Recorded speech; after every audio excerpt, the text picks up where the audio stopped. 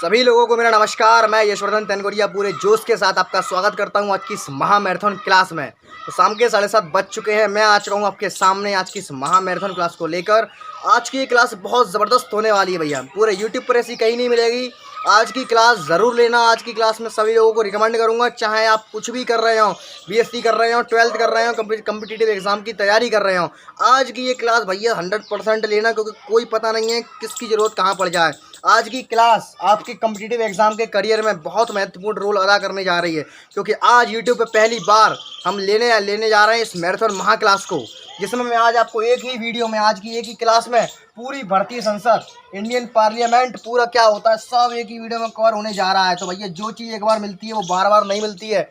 इस क्लास को आज बिल्कुल मिस मत करना। इस क्लास को 100% आप सभी लोगों को लेना है। इस क्लास को आज कोई मिस नहीं करेगा भैया। बेशक आपने कोई क्लास ली हो या ना ली हो, कोई क्लास मत लेना, लेकिन आज की क्लास को जरूर लेना भैया। आज की क्लास मोस्ट इंपोर्टेंट है। भारतीय संसद इस वीडियो में कवर होने जा रहा है। पूरा भारतीय संसद, यूपीएससी मोस्ट इंपोर्टेंट। जो लोग यूपीएससी की तैयारी कर रहे हैं उनके लिए तो भैया आज की क्लास रामबाण होने वाली है। आज की इस पूरी वीडियो में हम पूरी भारतीय संसद को एक साथ कवर करेंगे। लोकसभा, राज्यसभा, राष्ट्रपति, बिल्कुल बेहतरीन शॉर्ट ट्रिक के साथ। एक एक सन याद हो जाएगी, मेरी पूरी गारंटी है। लेकिन इस लाइव क्लास को आज सभी लोग जरूर लें।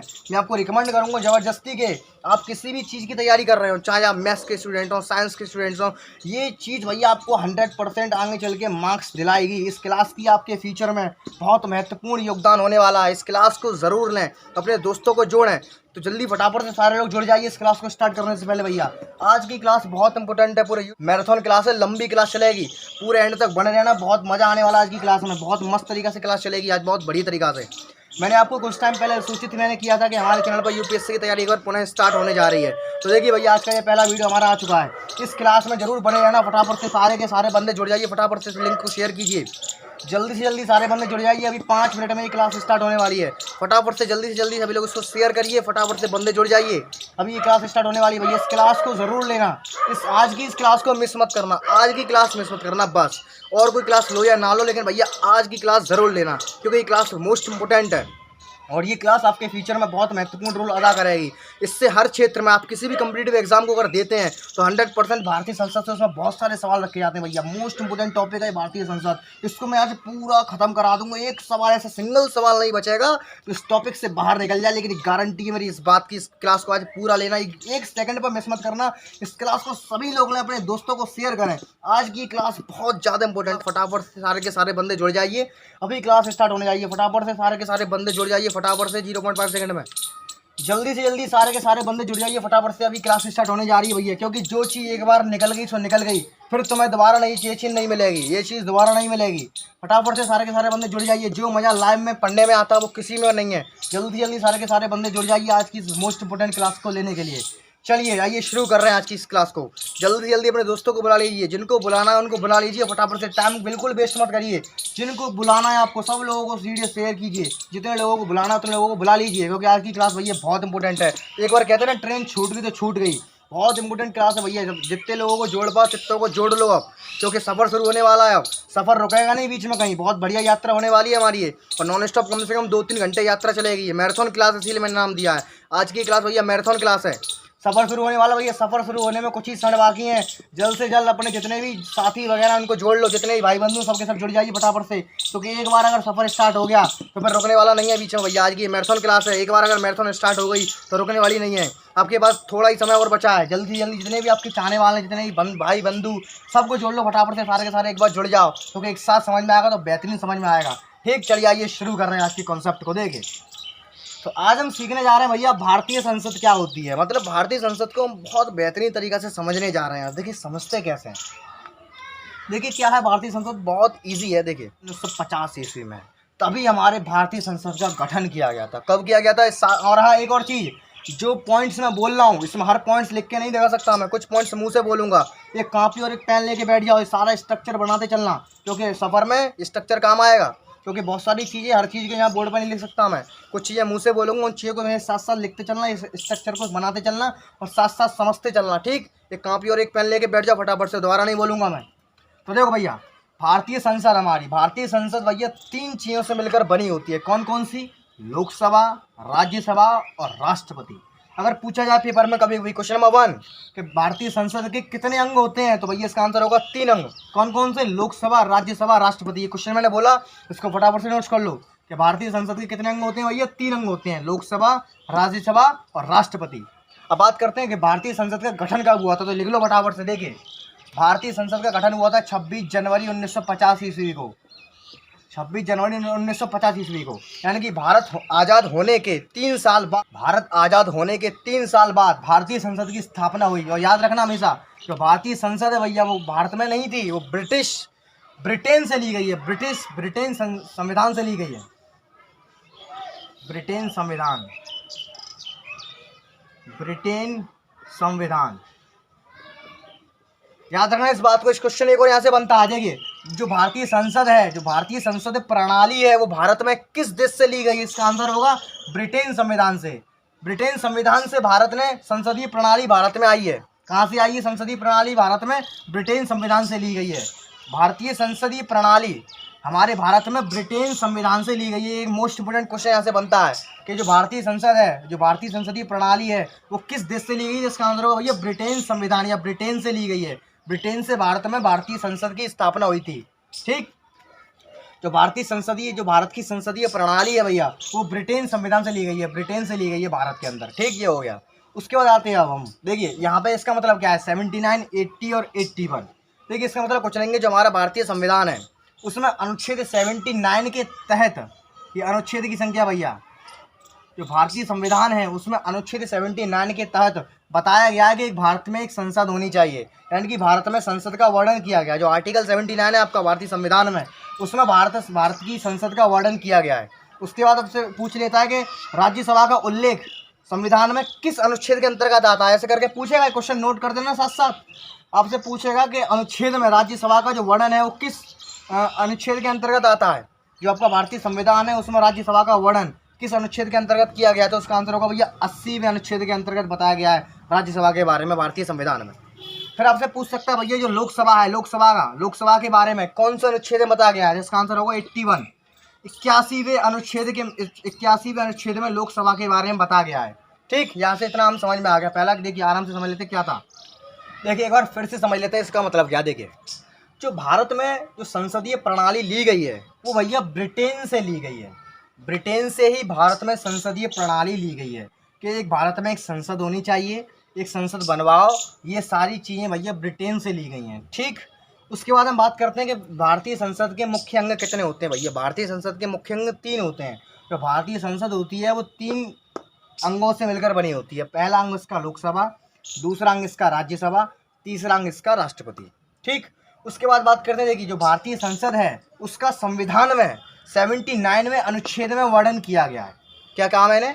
जो भारतीय संसद है उसका संविधान आप उठाकर देखेंगे उसमें 79वें आर्टिकल में भारतीय संसद के बारे में बताया गया है। और जो राज्यसभा है उसका भारतीय संविधान में 80वें अनुच्छेद में बताया गया है। राज्यसभा के बारे में 80वां आर्टिकल लिखा हुआ है। उसके बाद भारतीय संविधान में लोकसभा के बारे में 81वां आर्टिकल लिखा हुआ है। ठीक है, इसकी याद करने की ट्रिक कैसे याद करेंगे, देखो 79, 80, 81 बस आपको भारतीय संसद का याद रखना है।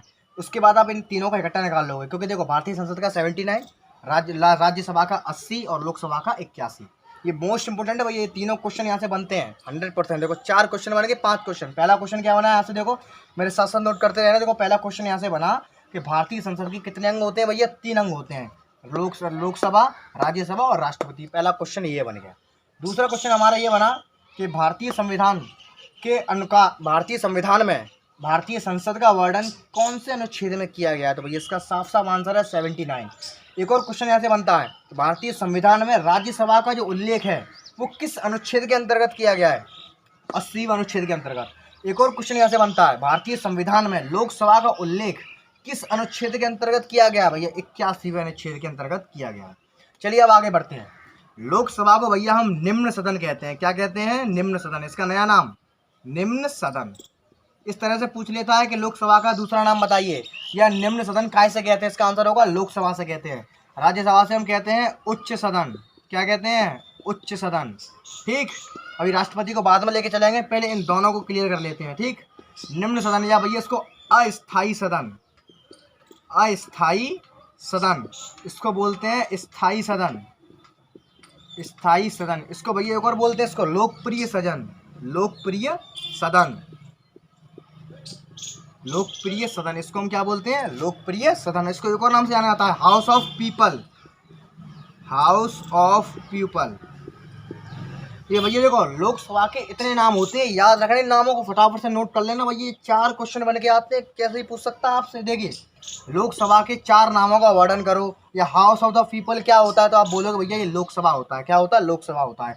लोकसभा के 4 नाम होते हैं, पहला नाम निम्न सदन, दूसरा नाम अस्थायी सदन, तीसरा नाम लोकप्रिय सदन और चौथा नाम हाउस ऑफ द पीपल। और राज्यसभा के 2 नाम होते हैं उच्च सदन और स्थायी सदन। क्या होते हैं? उच्च सदन और स्थायी सदन। तो देखिए आइए इनको बारी बारी से इनको समझते हैं बड़ी तरीक़ा से। तो पहले हम समझेंगे लोकसभा को, उसके बाद समझेंगे राज्यसभा को, उसके बाद समझेंगे हम राष्ट्रपति को। ठीक है, तो आइए पहले स्टार्टिंग कर रहे हैं हम लोकसभा से। ठीक है, आराम से स्टार्टिंग करेंगे, जितने बंदे रह गए हैं सभी को जोड़ लीजिए फटाफट से, क्योंकि अभी भैया रेलगाड़ी छूटी नहीं है, क्योंकि जब सफ़र शुरू होने वाला है अभी थोड़ी बहुत देर में, अभी तो भैया ओनली स्टार्टिंग चल रही है। जितने लोगों को बुलाना बुला लो, क्योंकि भैया ये क्लास बहुत इंपॉर्टेंट है। चाहे आप कोई चीज़ की तैयारी कर रहे हो, ये क्लास जरूर लें, इसमें से 100% आपको देखने को मिलेगा। किसी भी कंपटीशन में 100% मिलता है भैया। बहुत इंपॉर्टेंट क्लास है भैया, जी की क्लास है आपकी, इससे जनरल नॉलेज तेज हो जाएगी। ठीक, आइए बढ़ते हैं लोकसभा की ओर। लोकसभा, चलो भैया पहला क्वेश्चन यहाँ से ही बनता है। देखिए लोकसभा, लोकसभा की स्थापना कैसे हुई? लोकसभा कहाँ से आई? लोकसभा देखिए लोकसभा का याद रखना, लोकसभा का जो गठन हुआ था भैया, लोकसभा का गठन हुआ था। गठन का मतलब यानी कि जब हमारे यहाँ के लोगों ने सोचा था लोकसभा के बारे में कि हाँ गठन माने ये हमारे यानी कि हमारे देश में एक लोकसभा होगी। गठन का मतलब क्या होता है? हमारे देश में एक लोकसभा होगी। इसका गठन हुआ था भैया, याद रखना 17 अप्रैल 1952 ईस्वी में इसका गठन हुआ था। लोकसभा का गठन अगर पूछी जाए तो भैया हुआ था हमारा 17 अप्रैल 1952 में। और इसकी जो पहली बैठक बुलाई गई थी भैया, वो बुलाई गई थी हमारी, पहली बैठक हमारी बुलाई गई थी भैया 13 मई 1952 में इसकी पहली बैठक बुलाई गई थी। ठीक, यहाँ से 2 क्वेश्चन बन गए। लोकसभा का गठन कब हुआ था? 17 अप्रैल 1952 में। और लोकसभा की पहली बैठक कब बुलाई गई? पहली बैठक कब बुलाई गई? 13 मई 1952 में बुलाई गई। ठीक, ये 2 क्वेश्चन यहाँ से मोस्ट इंपोर्टेंट तैयार होते हैं। अब उसके बाद बढ़ते देखिए लोकसभा की सदस्यों का निर्वाचन कौन करता है, यानी कि लोकसभा के सदस्यों को कौन चुनता है। देखिए लोकसभा के सदस्यों का निर्वाचन, तो याद रखिए हमेशा जो लोकसभा के सदस्य होते हैं भैया वो जनता द्वारा चुने जाते हैं। किसके द्वारा चुने जाते हैं? जनता द्वारा, जनता द्वारा। और एक लोकसभा में एक लोकसभा अध्यक्ष होता है, जिसकी नियुक्ति थी लोकसभा सदस्यों द्वारा करी जाती है, लोकसभा सदस्यों द्वारा। यहाँ पर मैं शॉर्ट में लिख रहा हूँ, लेकिन आप लोग अच्छे से लिखना है इसको। ठीक है, तो यानी कि यहाँ से हमें पता चला देखिए लोकसभा का गठन कब हुआ था? 17 अप्रैल 1952 में। याद रखिए इसको, गठन की बात करें 17 अप्रैल 1952 में। अगर पहली बैठक कब हुई थी तो 13 मई 1952 में इसकी पहली बैठक हुई थी। ठीक है, इसको याद रखना। और लोकसभा में जो लोकसभा के जो अध्यक्ष होते हैं, लोकसभा के अध्यक्षों का निर्वाचन करते हैं लोकसभा के सदस्य। और लोकसभा के सदस्य को कौन चुनता है? उनको जनता चुनती है भैया। लोकसभा के सदस्य को कौन चुनता है? जनता। अब देखिए इसके लिए मिनिमम आयु कितनी होती है लोकसभा का सदस्य बनने के लिए? आयु ये भैया होती है भैया 25 वर्ष। न्यूनतम कितनी होती है? 25 वर्ष। और योग्यता क्या होनी चाहिए? योग्यता देखो पहली चीज़ भैया वो भारत का नागरिक हो, भारत का नागरिक हो। दूसरी चीज़ किसी लाभ के पद पर ना हो, किसी लाभ के पद पर ना हो, लाभ के पद पर ना हो। और चौथी चीज़ तो होगी भैया न्यूनतम आयु कितनी हो? 25 वर्ष हो। ठीक, तो देखो यहाँ से देखो 4-5 चीज़ आगे। देखो अध्यक्ष कौन चुनता है? लोकसभा के सदस्य चुनते हैं। ठीक, आयु मिनिमम कितनी होती है लोकसभा में? ये मोस्ट इंपोर्टेंट क्वेश्चन है, ये पूछ लिया जाता है कभी कभी कि लोकसभा सदस्यों की मिनिमम आयु कितनी होती है लोकसभा का सदस्य बनने के लिए? इसका आंसर होगा 25 वर्ष, कम से कम 25 वर्ष का होना चाहिए। योग्यता कितनी होनी चाहिए भैया? देखो भारत का नागरिक हो, किसी लाभ के पद पर ना हो, और कम से कम आयु उसकी कितनी हो? 25 वर्ष हो। ठीक है, अब आइए बढ़ते हैं कुछ और इंपोर्टेंट क्वेश्चंस की ओर। लोकसभा होती है वो संसद का निम्न सदन होती है। लोकसभा संसद का निम्न सदन कहलाती है, या निम्न सदन होती है। ये बात आपको पता है, मैंने भी बताया था, निम्न सदन होती है। लोकसभा संसद का निम्न सदन होती है। और यहाँ पर एक और क्वेश्चन यहाँ से बन के आता है, देखिए मैंने बनाया था। देखिए अनुच्छेद, किस अनुच्छेद के अंतर्गत लोकसभा का वर्णन किया गया? किसका आंसर कितना हुआ? 81 अनुच्छेद के अंतर्गत किया गया है। अनुच्छेद 81 के अंतर्गत लोकसभा का वर्णन किया गया है। लोकसभा का वर्णन किया गया है किस अनुच्छेद के अंतर्गत किया गया भैया? 81 अनुच्छेद के अंतर्गत किया गया। लोकसभा की सीटें, लोकसभा में सीटों की संख्या, सीटों की संख्या भैया ये मोस्ट इंपोर्टेंट, इसको जरा आराम से समझना, इसका पूरा फंडा क्या। देखो अगर कभी तुमसे पूछा जाए कि लोकसभा में अधिकतम सीटों की संख्या कितनी है, मैक्सिमम, तो 552 हमेशा इसका उत्तर सही होगा। मैक्सिमम सीटों की बात करें तो इसका आंसर होगा भैया 552। अगर वर्तमान में सीटों की बात करें तो भैया 545। याद रखना हमेशा, अगर मैक्सिमम सीटों की बात करें तो 552 सीटें हैं, अगर वर्तमान में बात करें तो 545 है। लेकिन इनमें कुछ थिएटर और है, अभी देखो क्या थिएटर है। देखो पहले यहाँ से देखो वर्तमान की सीटों पे, वर्तमान में सीटें भैया 545, जिनमें से 545 जिनमें से 2 सीटों पर राष्ट्रपति,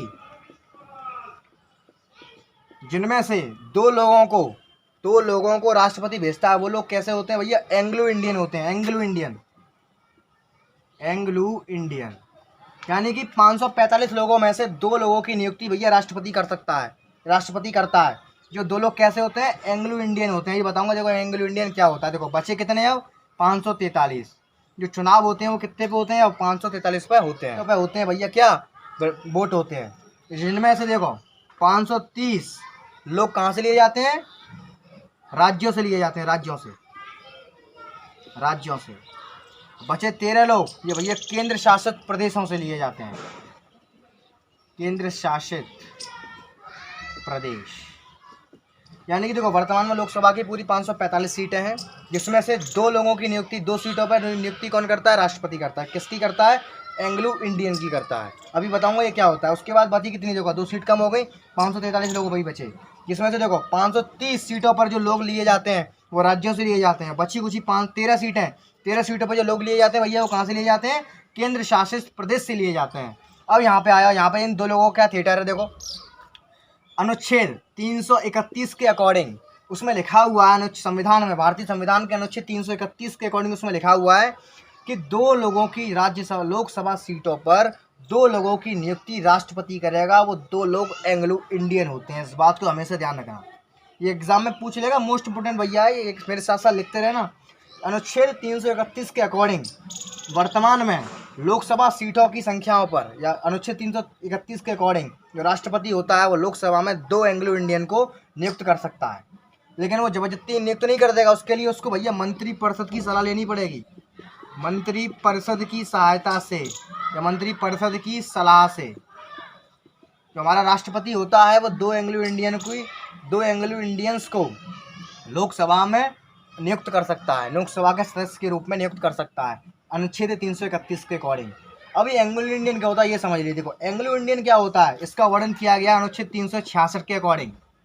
भारतीय संविधान में अनुच्छेद 366 में बताया गया है भैया कि एंग्लो इंडियन क्या होता है। ये एंग्लो इंडियन क्या होता है देखिए बता दूँ आपको, जो लोग विदेश से रहने वाले हों और हमारे इंडिया में आके बस गए हों भैया, उनसे कहते हैं एंग्लो इंडियन।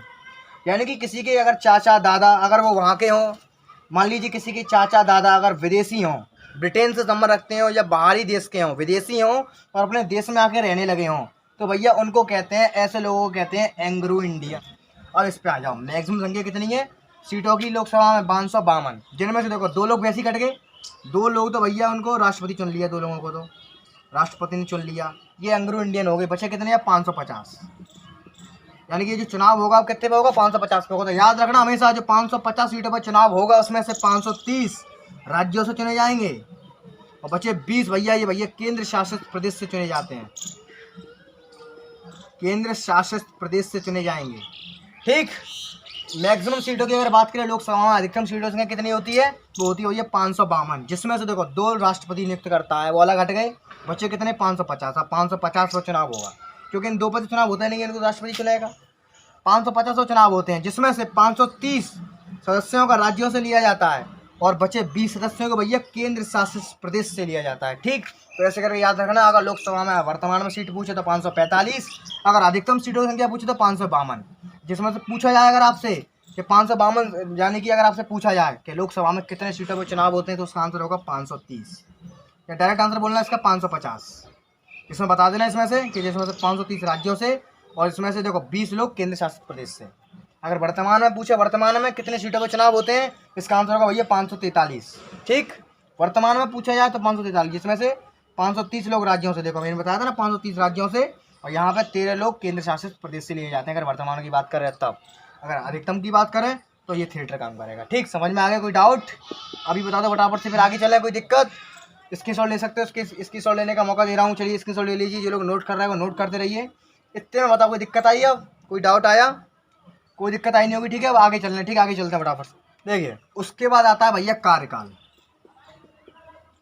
ठीक है, याद रखिए लोकसभा सदस्यों का कार्यकाल होता है भैया कितना होता है? 5 वर्ष होता है। इस बात को हमेशा याद रखना, लोकसभा सदस्यों का कार्यकाल कितना होता है? 5 वर्ष होता है। अब आइए बढ़ते हैं मंत्रिपरिषद की ओर। तो देखिए ये मंत्रिपरिषद क्या होता है, देखिए कैबिनेट मंत्री, राज्य मंत्री और बिना विभाग के मंत्री। भैया जितने भी ये सारे मंत्री होते हैं, इन सब के समूह को, इस पूरे को कहते हैं भैया मंत्रिपरिषद। क्या कहते हैं? मंत्रिपरिषद कहते हैं। इसका जो अध्यक्ष होता है भैया वो कौन होता है? देखो साइड से लिखा हुआ है प्रधानमंत्री। किसी कारणवश इस तरह से मुझे बताना पड़ रहा है, देखिए ऐसे ही समझ में आ जाएगा आप लोगों के। मंत्रिपरिषद क्या होता है देखिए एक बार फिर से समझ लीजिए, कैबिनेट मंत्री, राज्य मंत्री और बिना विभाग के मंत्री, जितने भी स्टाफ के मंत्री होते हैं, इन सभी के पूरे समूह को ये पूरा मंत्रिपरिषद कहलाता है। इसकी अध्यक्षता कौन करता है भैया? इसकी अध्यक्षता करता है प्रधानमंत्री। फिर बात करते हैं कि जो मंत्रिपरिषद होता है वो किसके प्रति उत्तरदायी होता है। तो हमेशा याद रखना, मंत्रिपरिषद हमेशा लोकसभा के प्रति उत्तरदायी होता है, हमेशा लोकसभा के प्रति। अगर पूछा जाए कि सामूहिक रूप से किसके प्रति उत्तरदायी होता है, तो उसका आंसर होगा भैया क्या? विधानसभा के प्रति। हमेशा याद रखना, अगर कभी पूछा जाए कि मंत्रिपरिषद किसके प्रति उत्तरदायी होता है, सिंपली अगर ऐसे पूछ ले तो हमेशा इसका आंसर होगा लोकसभा के प्रति। अगर पूछे कि सामूहिक रूप से किसके प्रति उत्तरदायी होता है भैया, तो इसका आंसर होगा क्या? विधानसभा के प्रति। ठीक है, क्लियर? आगे चलें। देखो भैया पहला मोस्ट इंपोर्टेंट क्वेश्चन, देखो मैं बता चुका हूँ, फिर से इसमें देखो वही क्वेश्चन दोबारा रिपीट हो गया। देखो लोकसभा का गठन कब हुआ था, याद है क्या? भूल गए? लोकसभा गठन याद है? थोड़ी देर पहले बताते। देखो 17 अप्रैल 1952 में। और पहली बैठक कब हुई थी? 52 में हुई थी। पहली बैठक कब हुई थी? 13 मई 1952 में। अब देखो यहाँ से एक और चीज़ मोस्ट इंपोर्टेंट, क्या चीज़? देखो पहले लोकसभा चुनाव कब हुए थे? देखो मोस्ट इंपोर्टेंट क्वेश्चन, देखो पहला लोकसभा चुनाव, पहला लोकसभा चुनाव 1952 में हुआ था। कितनी सीटों पर हुआ था? 489 सीटों पर हुआ था भैया। कितनी सीटों पर हुआ था? 489 सीटों पर पहले लोकसभा चुनाव हुए थे। कितनी सीटों पर हुए थे? 489 सीटों पर। जिसमें जीता कौन था भैया?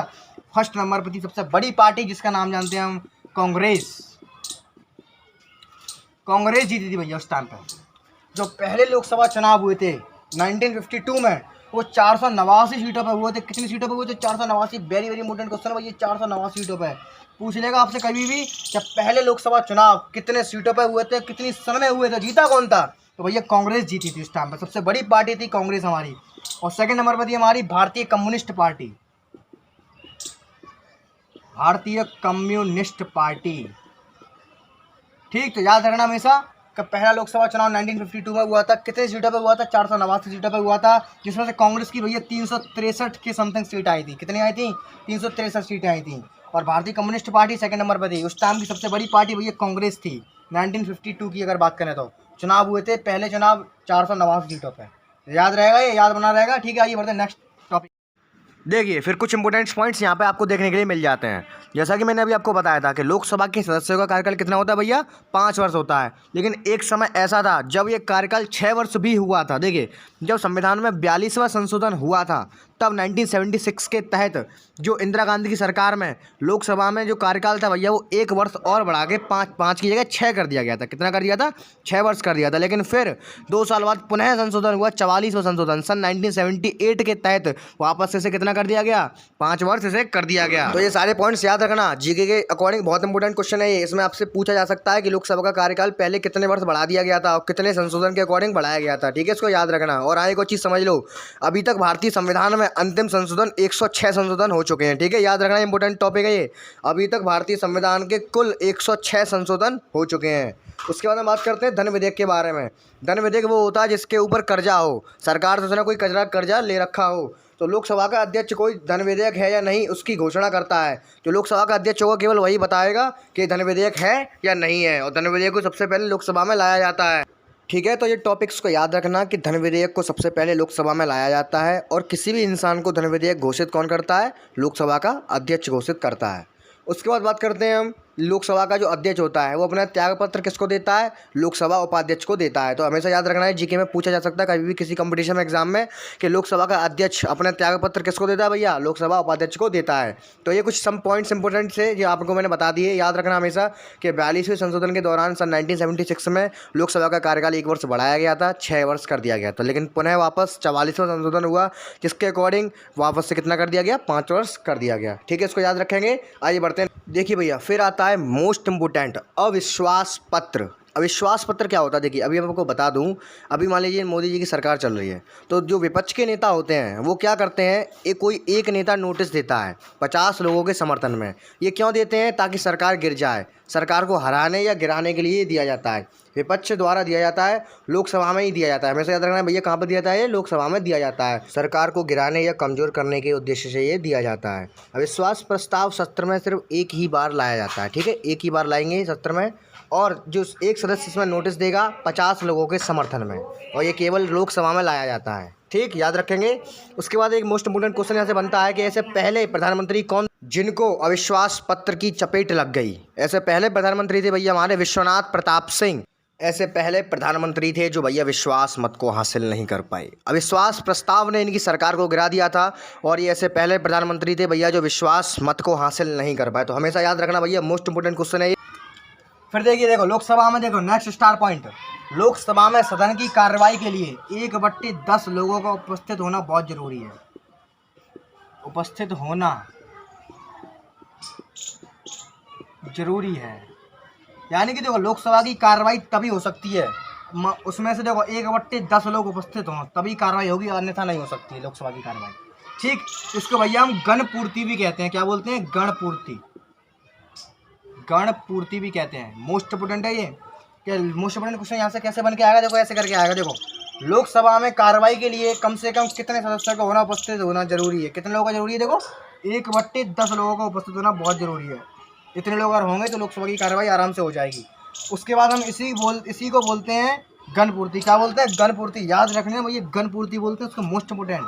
ठीक, उसके बाद भैया आता है शून्यकाल। शून्यकाल क्या होता है? देखो जो लोकसभा होती है वो 2 चरणों में संपन्न होती है। पहला चरण होता है प्रश्नकाल, दूसरा होता है भैया कार्यसूची काल। प्रश्नकाल और कार्यसूची काल के मध्य का जो समय होता है उसको हम कहते हैं क्या? शून्यकाल कहते हैं। जो हमारी संसद होती है, संसद में देखो पहला जो कार्य, संसद हमारी 2 चरणों में होती है। पहला चरण होता है भैया प्रश्नकाल। क्या होता है? प्रश्नकाल। फिर थोड़ी देर बाद स्टार्ट होता है भैया हमारा कार्यसूची काल। क्या होता है? कार्यसूची काल। तो देखो संसद में जो प्रश्नकाल होता है और कार्यसूची काल के जो बीच में थोड़ा बहुत समय निकल जाता है उसको कहते हैं शून्यकाल। ऐसे करके याद रखेंगे। ठीक है, जो संसद होती है उसमें 2 काम होते हैं, पहला होता है प्रश्नकाल, दूसरा होता है भैया कार्यसूची काल। क्या होता है? कार्यसूची काल। तो प्रश्नकाल और कार्यसूची काल का जो मध्य का समय होता है उसको हम कहते हैं भैया क्या? शून्यकाल। ज़्यादातर मोस्टली भैया ठीक 12 बजे शून्यकाल होता है। कितना होता है? ठीक 12 बजे। ठीक, इसको मोस्ट इंपोर्टेंट चीज़ इसको याद कर लो अच्छी तरीक़ा से। तो बस भैया हो गया काम खत्म लोकसभा का। तो भैया यहाँ पे हमारा जो लोकसभा का तामझाम यहाँ पे ख़त्म होता है, यानी कि लोकसभा यहीं पे फिनिश होती है। अब लोकसभा से संबंधित ऐसा कोई भी क्वेश्चन नहीं है जो भैया आप पे नहीं आया है। जितने भी लोकसभा संबंधित क्वेश्चन थे पूरा लोकसभा मैंने आपको अच्छे से डिटेल में समझा दिया है कि लोकसभा की गठन कब हुआ, उसके लोगों का चुनाव कैसे वो करते हैं, लोकसभा के सदस्य का कार्यकाल कितना होता है, वगैरह वगैरह मैंने आपको सब सिखा दिया है। और देखो एक और चीज़ समझ लो, पहले लोकसभा अध्यक्ष थे हमारे जीवी मावलंकर पुरुष, और पहली महिला लोकसभा अध्यक्ष थी भैया हमारी मीरा कुमारी। याद रखना ये, मीरा कुमारी। अगर बात करी जाए, अगर आपसे पूछा जाए कि पहले लोकसभा अध्यक्ष कौन थे पुरुष में, तो जीवी मावलंकर। अगर पूछा जाए कि पहली लोकसभा अध्यक्ष कौन थी महिला, तो मीरा कुमारी। कौन थी? मीरा कुमारी। और अभी कौन है? ओम बिरला। कौन है? श्री ओम बिरला। और पहली अगर महिला अध्यक्ष कौन थी हमारी लोकसभा की? मीरा कुमारी। और पहले पुरुष कौन थे? जीवी मावलंकर। तो बस भैया लोकसभा का पूरा तामझाम यहीं समाप्त होता है। अब बढ़ते हैं राज्यसभा की ओर।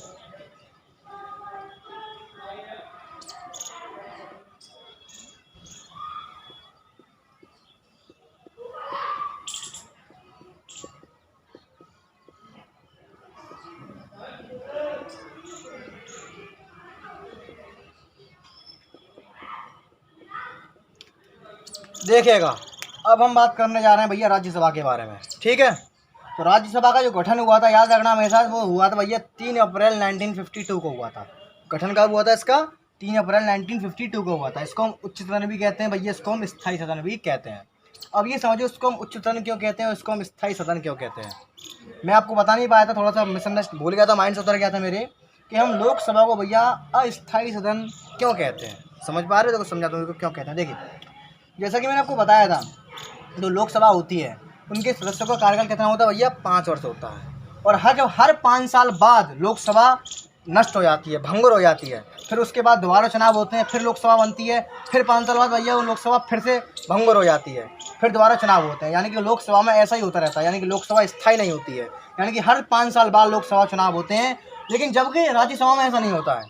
राज्यसभा में क्या होता है, राज्यसभा के जितने भी सदस्य होते हैं उनका जो कार्यकाल होता है भैया वो 6 वर्ष होता है। कितना होता है? 6 वर्ष होता है। इसकी एक फैसिलिटी ये है कि हर 2 वर्षों में राज्यसभा के 1/3 लोगों को निर्वृत्त करके घर भेज देते हैं और नए लोगों को शामिल कर लिया जाता है। तो यानी कि इस तरह से वो लोग करते हैं जिससे कभी राज्यसभा भंग नहीं होती है, हमेशा बनी रहती है भैया। इसीलिए इसको हम स्थायी सदन कहते हैं।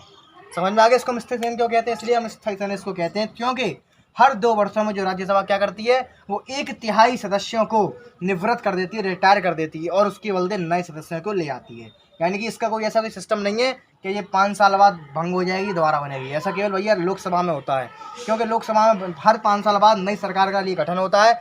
नई सरकार के लिए भैया उसमें वोट पड़ते हैं हर 5 साल बाद। जबकि राज्यसभा में हर 2 वर्षों में 1/3 सदस्यों को निवृत्त करके घर भेज देते हैं और नए सदस्यों को उसमें जोड़ लिया जाता है।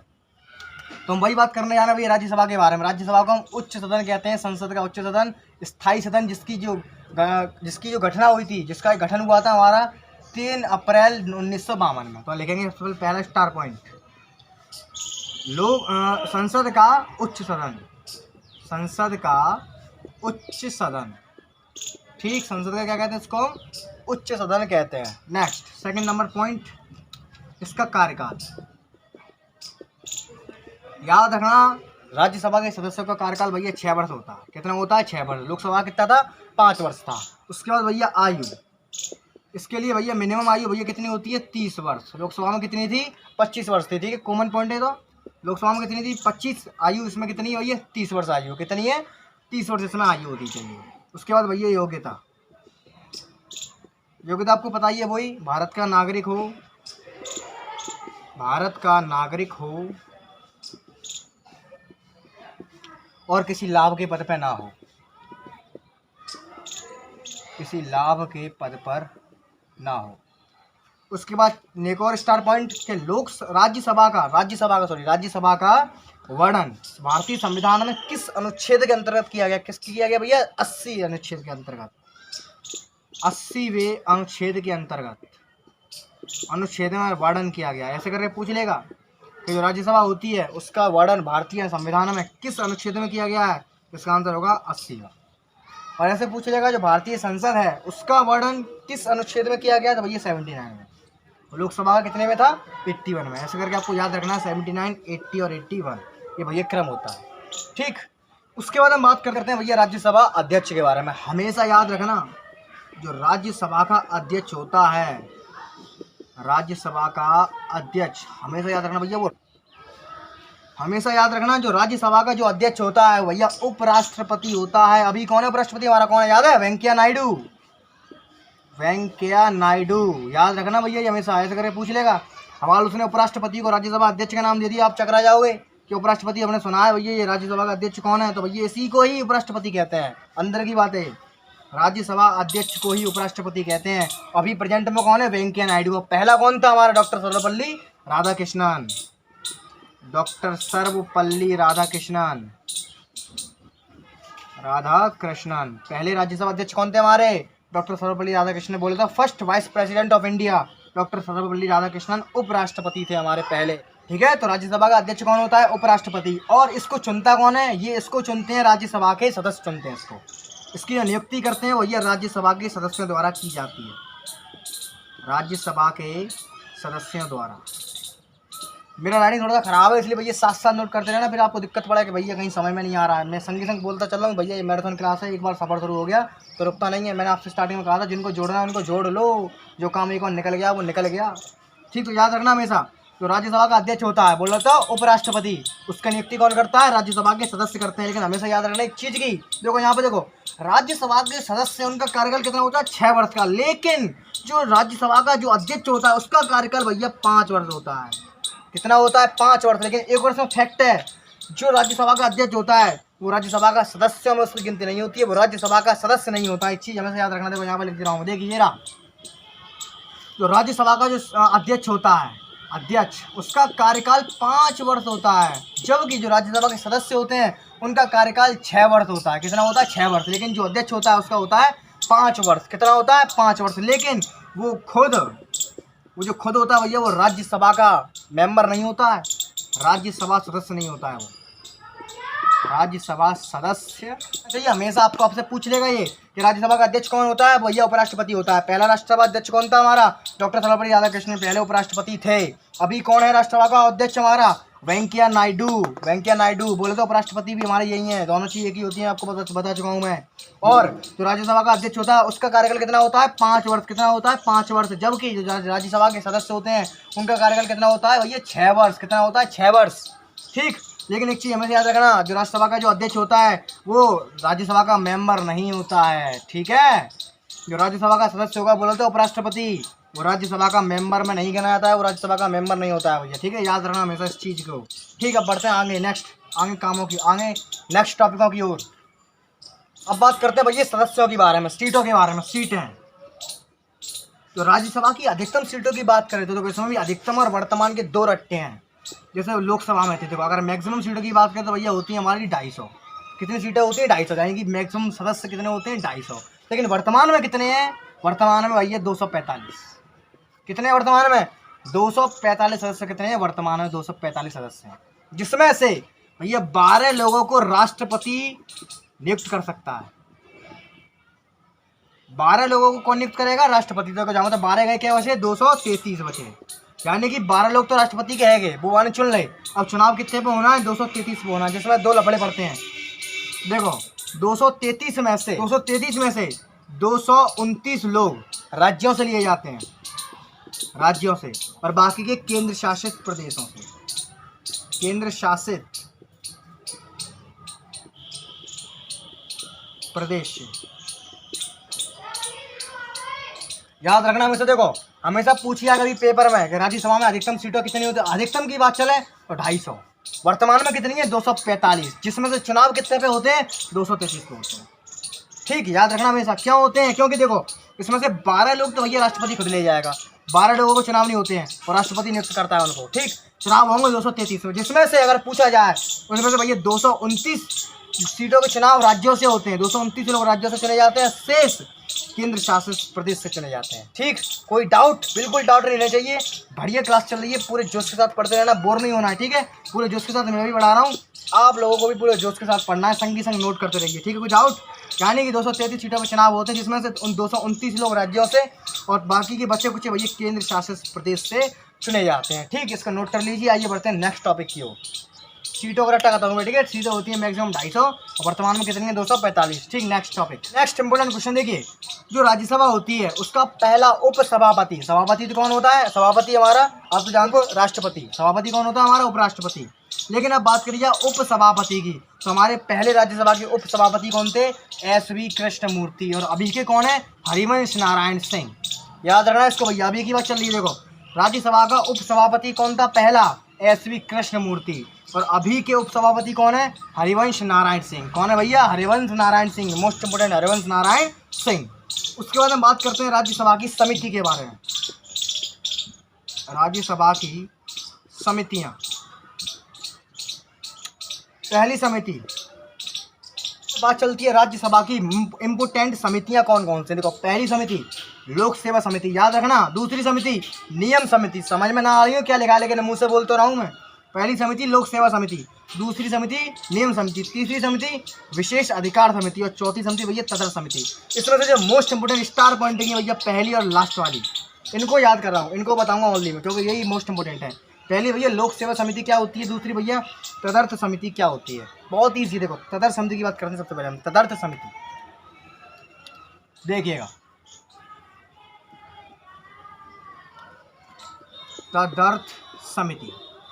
तो तदर्थ समिति क्या होती है, ये समिति ऐसी समिति होती है जैसे कि मान लो इनको कोई काम करवाना है, कोई विशेष काम करवाना है, तो उसके लिए ही बनेंगे। जैसे ही वो काम इनका खत्म हो जाएगा, समिति खत्म।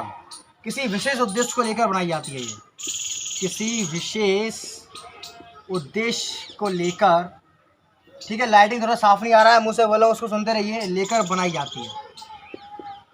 जाती है, कोई विशेष इनका काम होता है, कोई विशेष मकसद होता है किसी काम को करवाना, तो अब ये तदर्थ समिति बनती है। काम होते ही ये भैया ख़त्म हो जाती है।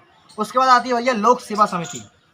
लोक सेवा समिति, लोक सेवा समिति देखो ये क्या होती है। लोक सेवा समिति ये क्या करती है, इसका मेन काम ये होता है, मान लीजिए कोई सरकार अभी बनी हुई है, ठीक है। इसका जो नेता होता है वो विपक्ष का नेता होता है, और इसमें 15 सदस्य भैया इसमें लोकसभा के होते हैं। टोटल सदस्य इसमें 22 होते हैं। टोटल सदस्य कितने होते हैं, 22। 15 लोकसभा के और आपके 7 राज्यसभा के, ठीक, याद रखना हमेशा। अब लोग बात चल रही है लोक सेवा समिति की। इसमें टोटल सदस्य 22 होते हैं, जिसमें से 15 लोकसभा के, 7 होते हैं राज्यसभा के। इसका जो अध्यक्ष होता है वो भैया विपक्ष का होता है। विपक्ष का इसमें अध्यक्ष होता है, जो किसके द्वारा नियुक्त किया जाता है भैया, लोकसभा अध्यक्ष द्वारा इसमें नियुक्त किया जाता है, ठीक है।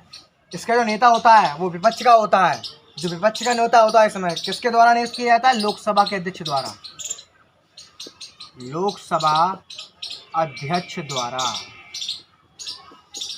इसका जो नेता होता है इस समिति का वो भैया विपक्ष का होता है। किसके द्वारा नियुक्त किया जाता है, वो लोक सेवा अध्यक्ष के द्वारा किया जाता है। इसमें भैया देखो 15 लोग इसमें लोकसभा के होते हैं और 7 इसमें राज्यसभा के होते हैं। इसका मेन काम देखो क्या होता है, देखिए जो विपक्ष के लोग होते हैं, जैसे कि मान लीजिए कोई सरकार आई, बीजेपी सरकार आई है ना, कोई सरकार अगर चल रही है तो विपक्ष की सरकार क्या करेगी, वो ये सोचती है कि इसमें कैसे भी करके भैया, उससे जलिस तो वैसे ही होती है, विपक्ष की सरकार है, जलिस वैसे ही फील करती है वो। तो वो क्या करती है भैया, वो लेखा जोखा मांगती है कि भैया तुमने इतना पैसा लिया, इतना पैसा तुमने कहाँ कर दिया, खुद तो नहीं उस पैसे को खा गए, या खुद अपने यूज़ में ले लिया, या वास्तव में तुमने कुछ देश के लिए किया। यानी कि भैया पूरा मंत्रालयों से जो पैसा लेन देन होता है उसका भैया चर्चा होती है लोक सेवा समिति के अंतर्गत। समझ में आ गया। यानी कि विपक्ष के लोग होते हैं वो क्या करते हैं, सरकार को फंसाने का काम करते हैं, हर एक पैंतरा आजमाते हैं, क्योंकि विपक्ष के हैं वैसे ही वो जलेस ही बैठे हुए हैं। तो वो क्या करते हैं, जो सरकार होती है लोक सेवा समिति बनाती है अपनी विपक्ष की सरकार मिलके, जिसमें वो लोग सरकार के प्रति उससे लेखा जोखा मांगते हैं कि भैया हमें दिखाओ तुमने इतना पैसा कहाँ खर्च किया, मतलब सारी बिलिंग दिखाओ अपनी, तुम खुद तो नहीं सारा पैसा खा गए, तुमने कितना देश को लगाया, तुमने कितना सरकार से मांगा था, कितना का तुमने यूज़ किया, बाकी का पैसा कहाँ गया, हर एक पैसे का भैया लेखा जोखा वो लोग मांगते हैं। तो इसीलिए भैया लोक सेवा समिति का यही कार्य होता है, जिसमें जो नेता होता है विपक्ष का होता है, वो किसके द्वारा नियुक्त किया जाता है, वो लोकसभा अध्यक्ष के द्वारा नियुक्त किया जाता है, जिसमें भैया 22 सदस्य होते हैं, 15 लोकसभा के और 7 राज्यसभा के सदस्य उसमें होते हैं। भैया लोक सेवा समिति आपकी खत्म हो गई। उसके बाद आता भैया राज्यसभा का सत्र। जैसे मैंने आपको बताया था, जो लोकसभा का सत्र होता है वो कम से कम 2 बार बुलाना आवश्यक है, ऐसे ही राज्यसभा का सत्र है। राज्यसभा के भैया कम से कम 2 बार सत्र साल में बुलाना चाहिए, 2 बार सत्र बुलाना पड़ता है साल में, ठीक। और इसमें वही सिस्टम है, दोनों सत्रों के बीच में भैया 6 महीने से ज़्यादा अधिक डिस्टेंस नहीं होना चाहिए। 6 महीने या 6 महीने के कम टाइम में ही दोनों सत्र आपको बुला लेने इसमें चाहिए, ठीक। इसमें देखो एक पहले प्रधानमंत्री का नाम बता रहा हूँ मैं। ऐसे प्रधानमंत्री थे जिन्होंने अभी तक भैया एक भी संसद के सत्र में भाग ही नहीं लिया उन लोगों ने, ठीक है। कौन से प्रधानमंत्री, चौधरी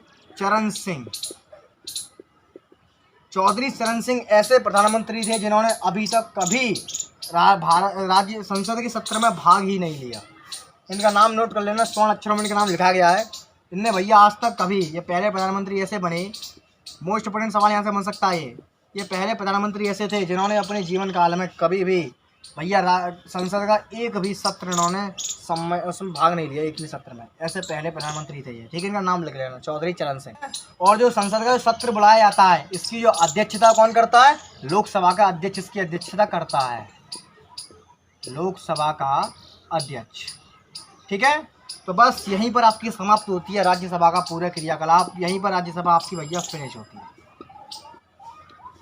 ठीक है। तो बस राज्यसभा में जितना हमने सीखा उतना ही बहुत है, हमने बहुत सारी चीज़ें सीख ली। अभी आपको लग रहा होगा थोड़ा कम सीखा है, लेकिन जब मैं क्वेश्चन पूछूंगा तो एक भी क्वेश्चन ऐसा नहीं जाएगा इससे बाहर चला जाए। हर एक क्वेश्चन इंपॉर्टेंट, हर एक एग्जाम की दृष्टि से भैया जितना मैंने करा दिया उतने पर भरोसा रखिए, संतोष रखिए, उसी में से सारा क्वेश्चन आ जाएगा। एक बात और, इसके जितने भी इंपॉर्टेंट क्वेश्चन हैं आप लोग चेक कर लेना, जितना मैंने करा दिया है उसमें से एक भी क्वेश्चन बाहर नहीं जाएगा। आप लोगों की तसल्ली के लिए मैंने क्या किया है, अभी से 10 साल पुराने सभी क्वेश्चन का मैंने संग्रह किया है जो भी भारतीय पार्लियामेंट से संबंधित है। एक भी क्वेश्चन उसमें से अगर बाहर चला जाए तो मुझे आप बता देना। उसकी पीडीएफ आपको नीचे डिस्क्रिप्शन में मिल जाएगी। मैंने आपके लिए एक बहुत बेहतरीन सा है कि मैंने मॉक टेस्ट तैयार किया है जिसको आप जरूर करना। उसमें सभी क्वेश्चन यूपीएससी, एसएससी, सीजीजी सब में आए हुए क्वेश्चन है, बहुत बेहतरीन तरीके से मैंने तैयार किया। ये जरूर देखना। अभी से 10 साल पुराने, समझ रहे हो, 10 साल पुराने क्वेश्चन फंसेंगे सारे, जितना करा दिया है उसमें से, बस भरोसा होना चाहिए। तो बस ठीक, बस साथियों आज की इस लाइव मैराथन क्लास को बस यहीं पर समाप्त करते हैं।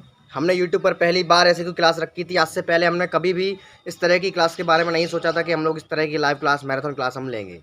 तो आज हमने ये पहली बार ही ऐसी क्लास रखी थी। हमें बिल्कुल भी अंदाज़ा नहीं था कि क्लास कैसी होगी, लेकिन मैंने पूरा बखूबी प्रयास किया है आप लोगों को हर चीज़ क्लियर कराने का। तो नीचे कमेंट करके ज़रूर मुझे बताना कि आप लोगों की अगर इतनी सी भी हेल्प हुई है तो वो उसी से हमें मोटिवेशन मिलता है, जिससे हम आगे क्लास जल्द से जल्द लेके आ पाएँ। तो नीचे मुझे कमेंट करके ज़रूर बताना कि अगर आपको हेल्प हुई या कुछ भी समझ में आया तो ज़रूर मुझे कमेंट करके बताना।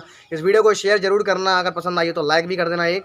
तो ठीक है, बस आज के लिए मुझे इजाज़त दीजिए। आप लोगों का बहुत बहुत धन्यवाद, आप लोग हमारे साथ एंड तक बने रहे। आप लोगों के सपोर्ट की वजह से ये लाइव मैराथन क्लास संपूर्ण हो पाई है। तो मुझे नीचे कमेंट करके ज़रूर बताना कि आप लोगों की अगर इतनी सी भी हेल्प हुई होगी तो उससे हमें बहुत ज़्यादा मोटिवेशन मिलेगा, जिससे हम अगली क्लास बहुत जल्द से जल्द ला पाएंगे।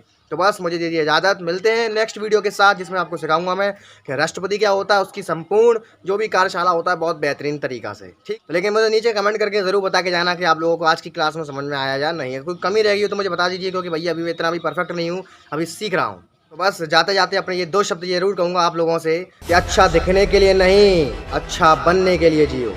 इज्जत और तारीफ मांगी नहीं, कमाई जाती है। सपने वो नहीं जो हम नींद में देखते हैं, सपने तो वो हैं जो हमारी नींद उड़ा देते हैं। अगर ज़िंदगी को समझना है तो पीछे देखो, अगर ज़िंदगी को जीना है तो आगे देखो। This choice is yours.